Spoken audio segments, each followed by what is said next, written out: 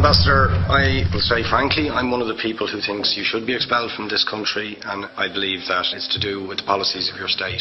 If I was Jewish and had never stepped foot in Israel, I could claim citizenship there tomorrow, but 6 million people whose origins are in what you now call Israel, who were forced out in 1947 or 48, do not have that right.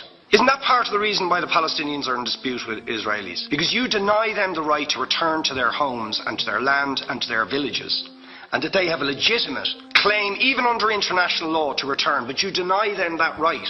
Why do you deny them that right? And why do you give that right to other people who have no connection whatsoever with the land, whether you call it Israel or whether you call it Palestine? Why do you continue to seize land, if you're serious about Oslo and the two-state solution, which under that agreement is land designated to be Palestinian land? 500,000 people, most of which has taken place since Oslo. You allow that to happen. Why do you allow it to happen? If you're serious about giving this land to the Palestinians, it's absolutely extraordinary. Are you not just taking us, Ambassador, for idiots? That you can say with a straight face, we're serious about peace, but while we're serious about peace, we're going to seize Palestinian land. And you expect the Palestinians to just sit back and do nothing about that. Now, you know what the Palestinian people have been asking for. Far less even than some people would ask for. Because I believe the whole apartheid system should be dismantled. But what they've asked for is to lift the siege of Gaza. Just to lift the siege of Gaza. Let them have an airport. Let them have ports. Let them not be dictated to by a government for whom they do not vote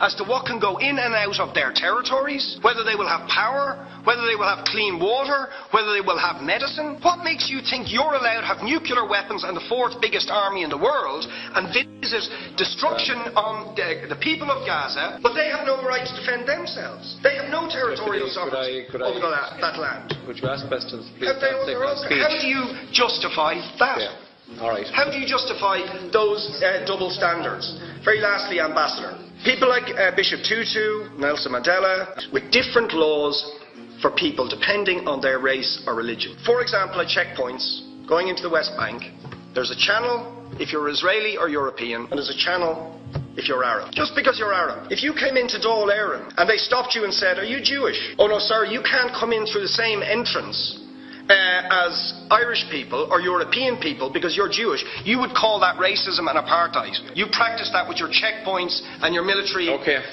barriers and your apartheid wall.